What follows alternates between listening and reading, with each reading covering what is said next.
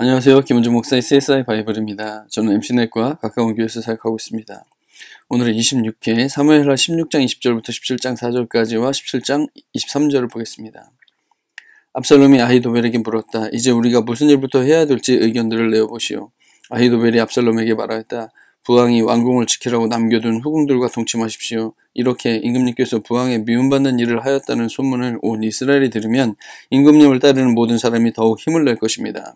그래야 사람들이 옥상 위에 압살롬이 들어갈 장막을 차려주니 온 이스라엘이 보는 앞에서 압살롬이 자기 아버지의 후궁들과 동침하였다. 사람들은 아히도벨이 베푸는 모략은 무엇이든지 마치 하나님께 여쭈어서 받은 말씀과 똑같이 여겼다. 다윗도 그러하였지만 압살롬도 그러하였다. 아히도벨은 압살롬에게 또 이와 같이 말하였다. 부디 내가 12,000명을 뽑아서 출동하여 오늘 밤으로 당장 다윗을 뒤쫓도록 허락하여 주십시오. 그가 지쳐서 힘이 없을 때 내가 그를 덮쳐서 겁에 질리게 하면 그를 따르는 모든 백성이 달아날 것입니다. 그때 내가 왕만을 쳐서 죽이면 됩니다. 그렇게만 되면 내가 온 백성을 다시 임금님께로 돌아오게 할 수 있습니다. 아내가 남편에게 돌아오듯이 백성이 그렇게 임금님에게로 돌아올 것입니다. 임금님께서 노리시는 목숨도 오직 한 사람의 목숨입니다. 나머지 백성은 안전할 것입니다.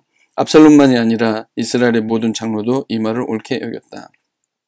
아히도벨은 자기의 모략대로 이루어지지 않는 것을 보자 나귀의 안장을 지워서 타고 거기에서 떠나 자기의 고향집으로 돌아갔다. 거기에서 그는 집안일을 정리한 뒤에 목을 메어서 죽었다. 그는 이렇게 죽어서 자기 아버지의 무덤에 묻혔다. 아멘. 예, 본문 배경 사무엘하를 잠깐 볼 필요가 있습니다. 다윗이 온 이스라엘의 왕이 되고요. 그 다음에 하나님의 궤를 예루살렘으로 모셔오고 다윗 왕국이 막 확장이 되는 그런 장면들이 나옵니다.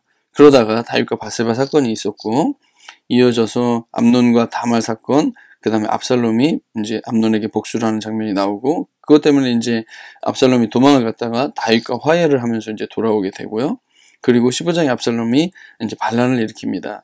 그리고 다윗이 도피하면서 시므이의 저주를 받았고 또 압살롬이 예루살렘에 입성하는 장면이 나오게 됩니다. 이제 본문 상황은 예루살렘에 그렇게 압살롬이 입성한 다음에 이제 질문하죠. 무슨 일부터 해야 되냐 이제. 그랬더니 아히도벨이라는 사람이 제안을 합니다. 후궁들과 동침해라. 그대로 실행이 됐죠. 그리고 두 번째 또 제안을 합니다. 내가 당장 다윗을 뒤쫓도록 허락해라.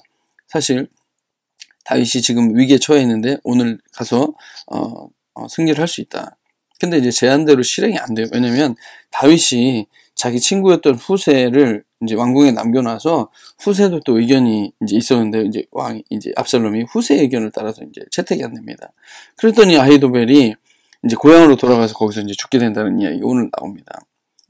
오늘의 어떻게 보면 주인공은 아히도벨인데 질문 이런 거예요. 다윗의 모사였던 사람이거든요. 다윗의 책략가였던 사람인데 어떻게 그렇게 쉽게 압살롬에게 넘어가지?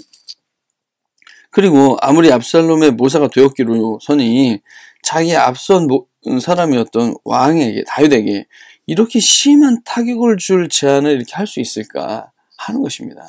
어떻게 이런 것까지 계략을 생각해내지? 이건 심해도 너무 심했다 이런 생각이 들 정도죠. 그리고 또 더 신기한 거는 자기 제안이 받아들여지지 않았다고 이렇게 쉽게 죽음을 선택할 수 있을까? 지금 이제 새로운 왕이 된 압살롬과 뭔가 미래를 도모할 수도 있을 텐데 말이죠. 그것도 좀 신기합니다. 그래서 이 아히도벨은 어떤 인물인가 하는 부분이 참 궁금한 부분이 되겠습니다. 우선 개인 역량 측면에서 한번 이 사람을 보겠습니다. 압살롬이 아히도벨에게 묻잖아요. 이제 무슨 일부터 해야 되는지 의견을 물어보는데 이 사람들은 아히도벨이 베푸는 모략은 무엇이든지 마치 하나님께 여쭈어서 받은 말씀과 똑같이 여겼다는 거예요. 다윗도 그랬고 압살롬도 그랬다는 거예요. 그러니까 이 사람이 베풀어주는 모략과 지혜가 얼마나 사람들에게 권위 있게 느껴졌는지 이건 진짜 하나님이 주신 계획 같다. 너무 좋다. 어떻게 저런 생각을 할 수 있을까? 이렇게 생각하는 사람이었다는 거죠. 역대상에도 보면 그래서 아히도벨은 왕의 고문이 됐다 이렇게 나와 있어요. 그리고 후세는 왕의 친구였다 이렇게 돼 있죠. 아히도벨은 왕의 옆에 앉아서 이런저런 이렇게 지혜를 나눠주면서 정말 이게 하나님의 뜻 같은 그 정도의 아주 탁월한 생각들을 도와주는 사람이었다고 볼 수가 있겠습니다. 그리고 사무엘하라도 보면 이때는 한참 압살롬이 이제 반역을 도모할 때인데 그때 200명이 압살롬과 함께 예루살렘에서 헤브론으로 내려갔습니다. 그들은 손님으로 초청받을 것일 뿐이며 압살롬의 음모를 전혀 알지 못한 채로 그저 따라가기만 한 사람들이 있었다는 거예요. 지금 압살롬은 한참 음모를 꾸미고 있었고 200명은 지금 압살롬과 함께 초청받아서 갔는데 도대체 왜 초청받아 갔는지도 모릅니다. 근데 바로 이어서 뭐냐면 압살롬은 200명을 데리고 갔으면서 동시에 사람을 보내서 다윗의 참모이던 길로 사람 아히도벨을 그의 성읍인 길로에서 올라오라고 초청을 하였습니다. 그러니까 지금 200명 초청하고 나서 바로 이 아히도벨을 초청을 합니다. 근데 아히도벨이 길로에서 정기적인 제사 일만 맡아보고 있었거든요. 근데 이렇게 반란 세력이 점점 커지니 압살롬을 따르는 백성도 점점 더 많아졌다.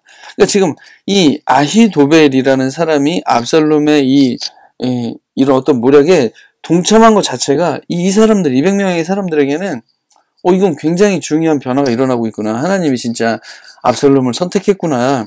라고 생각하기에 충분하고 다른 의견을 낼 필요가 없을 정도로 그랬다는 것이죠. 그만큼 이 압살롬에게 있어서 아히도벨은 중요하게 동참시켜야 되는 사람이었던 것이죠. 그리고 이제 16장에 가면 그때 누가 다윗에게 압살롬과 함께한 반역한 사람들 가운데는 아히도벨도 끼어있다는 말을 전하자 다윗이 기도를 합니다. 주님, 부디 아히도벨의 계획이 어리석은 것이 되게 해주십시오. 이 말은 다윗에게 큰 타격이 됐다는 것입니다. 아니, 아히도벨 같은 사람이 함께해서 이런저런 계획을 내고 모략을 내면 난리 난다. 그래서 정말 하나님한테 기도하게 되는 이런 일까지 벌어졌죠. 그래서 이 아히도벨은 누구나 인정하는 모사, 책략가였어요. 지금 요즘 말로 따지면은 상황 판단 능력이 되게 뛰어난 사람이라고 할 수 있겠고, 통찰력이 뭔가를 꿰뚫어보는 그런 능력이 대단한 사람이고, 굉장히 통합적인 사고를 할 수 있는 사람이 되겠죠. 그러니까 이 통합적인 사고가 있어요. 판단 능력이 되고, 그런 다음에 이제 통찰력도 나오고 이렇게 되겠죠. 굉장히 지혜로운 사람이라고 할 수 있겠죠. 어떤 역량이라는 측면에서. 근데 이제 그렇게만 보면 또 다 볼 수 없으니까 가족관계 측면이라는 걸 한번 잠깐 볼게요. 그래서 사무엘 하에 보면 다윗이 거느린 용사들이 쭉 나오거든요. 세 용사, 이 세 사람은 가장 어떤 전투력이 뛰어난 사람들이었어요. 뭐 화려합니다. 읽어보면. 그리고 나서 30인 특별부대라는 게 있었습니다. 이 부대 안에 아비새라는 사람, 그리고 길로 사람 아히도벨의 아들 엘리암이라는 사람, 그리고 우리가 아는 헷 사람 우리야도 여기에 포함이 되어 있어요. 이렇게 37명이 30인 특별부대에 들어가 있었어요. 그러니까 이 다윗의 핵심 군인이었던 40인에 들어가는 핵심 측근 집안이었어요. 그러니까 아히도벨은 본인은 다윗의 모사가 되어서 지혜를 나눠주고, 자기 아들은 이 핵심 군인이 되어서 다윗을 위해서 전쟁을 하고, 우리야도 그 안에 들어있는 이런 아주 측근 집안이 되겠습니다. 그런데 이건 좀 다른 장면인데, 이제 다윗이 밧세바와 동침하는 그런 장면인데, 다윗은 신하를 보내서 그 여인이 누구인지 알아보게 했습니다. 다녀온 신하가 그 여인은 엘리암의 딸로서 햇사람 우리아의 아내 밧세바라고 하였습니다. 우리아의 아내 밧세바 우린 잘 알잖아요. 근데 밧세바는 우리아의 아내이기도 하지만 엘리암이라는 사람의 딸이고, 엘리암이라는 사람의 딸이란 그 말은 뭐냐면 아히도벨의 손녀라는 거예요. 이게 지금 특이한 집안입니다. 아히도벨의 아들이 엘리암이잖아요. 그러니까 이 우리아의 아내였던 이 밧세바는 엘리암의 딸이고 아히도벨의 손녀. 그러니까 즉 다윗은 자신의 핵심 모사였던 사람의 손녀, 그리고 핵심 측근 40인 중에 속하는 핵심 측근의 딸, 그리고 그 핵심 측근이었던 우리아, 그 사람의 아내를 데려와서 동침한 거죠. 얼마나 크게 잘못했는지 이 면면들을 살펴보면 너무 심할 정도로 잘못한 것이죠. 그러니까 이 아히도벨은요, 자기뿐만이 아니라 아들, 그리고 심지어는 손녀의 혼혈을 통해서 이 손녀의 3대, 그렇죠? 손녀의 남편을 뭐라고 부르죠? 3대까지 다윗에게 충성하고 있는 중이에요. 본인의 아들, 본인의 손녀의 남편까지 이렇게 다윗에게 충성하고 있었어요. 그랬으니까 다윗에게 느낀 배신감이 어느 정도였을지 상상을 초월할 수 있겠죠. 그래서 어떻게 보면 쉽게 다윗을 버리고 압살롬을 선택했을 수도 있어요. 그리고 다윗에게 그런 모진 복수를 할 수가 있는 그런 이유가 되겠죠. 그래서 뭐라고 얘기합니까? 부왕이 왕궁을 지키라고 남겨둔 후궁들과 동침하십시오. 그래서 사람들이 옥상 위에서 장막을 차려줬다 이렇게 되는데, 이 옥상에 제가 파란색 표시를 했는데 이게 사무엘하고도 똑같은 장면이 나와요. 어느 날 저녁에 다윗은 잠깐 눈을 붙였다가 일어나 왕궁의 옥상에 올라가서 거닐었습니다. 그때 한 여인이 목욕하는 모습을 옥상에서 내려다보았습니다. 그 여인은 아주 아름다웠습니다. 이 옥상에서 자기의 손녀 밧세바를 보았던 자리고, 거기에서 이제 여러 후궁들을 욕보이는 일을 하게 한 것이죠. 그래서 이런 계략을 낸 이유는 복수심 때문일 가능성이 다분하다고 볼 수가 있겠죠. 자, 이런 히스토리가 있는 반면에 이제 영적인 측면을 한 가지로 마지막으로 더 보고 싶은데, 아히도벨은 자기의 모략대로 이루어지지 않는 것을 보았어요. 그러니까 내가 이렇게 하는 것이 지금 다윗을 잡는 가장 좋은 방법이야라고 의견을 냈는데, 압살롬이 그 의견을 안 듣고 후세라는 사람의 말을 듣거든요. 그랬더니 죽었다는 거예요. 아니, 상실감이 있을 수 있죠. 내 의견이 받아들여지지 않았어. 있을 수 있죠. 얼마든지. 왕이 그건 선택하는 거니까. 근데 이게 죽을 일까지 되는가 하는 것이죠. 이게 이해되지 않습니다. 그런데 이렇게 한번 사람이라는 존재를 한번 생각해 보죠. 타락 이후에 인간은요, 자기를 주장하는 태도를 가지게 돼요. 스스로 하나님처럼 되려고 하는 태도가 다 있죠. 근데 그게 안 되죠. 이게 하나님 안에서 채워지지가 않습니다, 이제. 그래서 다른 것에서 자기의 존재감, 자기 가치, 자기 정체성을 찾으려는 시도를 하게 돼요.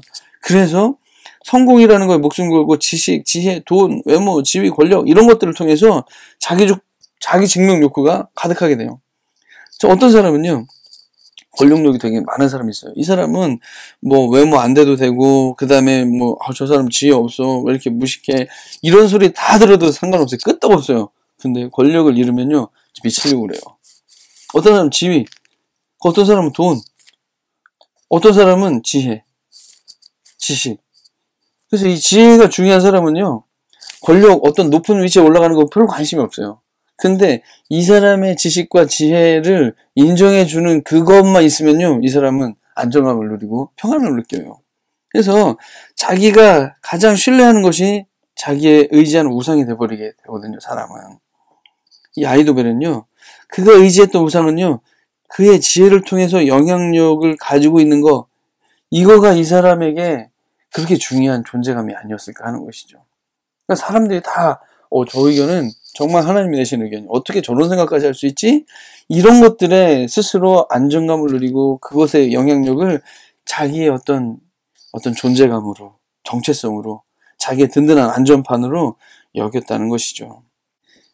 또 이렇게 되게 된 계기가 있다고 보는데, 아히도벨의 이름이 있어요. 아히도벨의 뜻이 있는데 뭐냐면 어리석음의 형제, 무지함의 형제라는 뜻이었어요.